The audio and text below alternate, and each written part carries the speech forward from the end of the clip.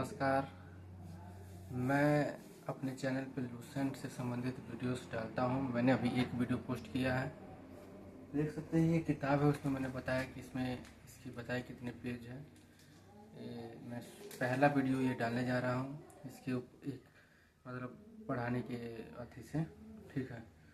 तो इसमें इतिहास जो है आप देख सकते हैं। पहला तो बहुत बड़ी बुक है, ये इतनी मोटी है, 394 इसके पेजेस है, पर वीडियो से लंबा हो जा रहा है, इसलिए एक पेज एक वीडियो में बहुत टाइम लग रहा है, कम से कम 40-50 मिनट लग जा रहा है। तो अपलोडिंग में भी दिक्कत आ रही है। तो मैंने सोचा कि एक एक टॉपिक उठा उठा के छोटा छोटा करके मैं पूरी इस बुक को कंप्लीट करूँगा।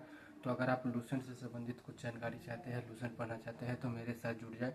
मैं एक एवरेज स्टूडेंट रह चुका हूँ और मैं जो समझ सकता हूँ वो आप बिल्कुल समझ सकते हैं, तो जुड़ जाइए। तो फर्स्ट वीडियो हो, देखिए। इसमें भारत के इतिहास के बारे में बताया गया है, ठीक है।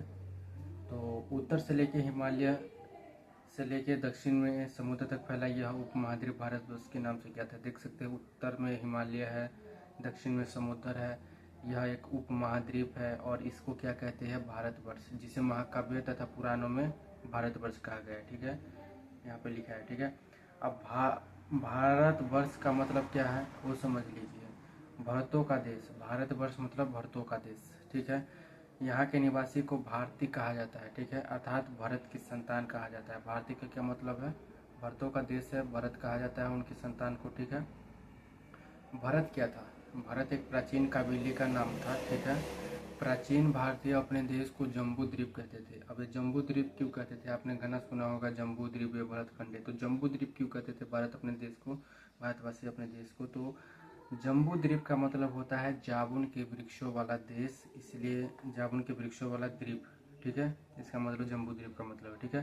प्राचीन जो ईरान के लोग थे इसे सिंधु नदी के नाम से जोड़ा करते थे। जो प्राचीन काल के जो सिंधु ईरानी थे, ईरान देश के लोग थे, इसे सिंधु नदी के नाम से जोड़ते थे और जिसे वे सिंधु न कहकर हिंदू कहते थे। अब याद रखिएगा, सिंधु न कहकर हिंदू कहते थे। यही नाम पूरे पश्चिम में फैल गया और पूरे देश को इसी एक नदी से नाम से जाना जाने लगा, ठीक है।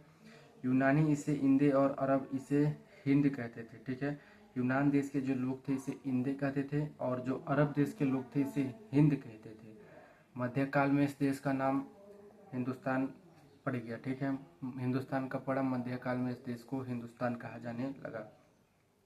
अब हिंदुस्तान शब्द के बारे में बता रहा है कि यह शब्द जो है यह फारसी शब्द है। फारसी शब्द हिंदू से बना है, ठीक है। यूनानी भाषा में इसे इंदे के आधार पर अंग्रेज इसे इंडिया के, यूनानी इसे क्या कहते थे? इंदे। अब इसी इंदे का अंग्रेजों ने कर दिया इंडिया, ठीक है, ठीक है।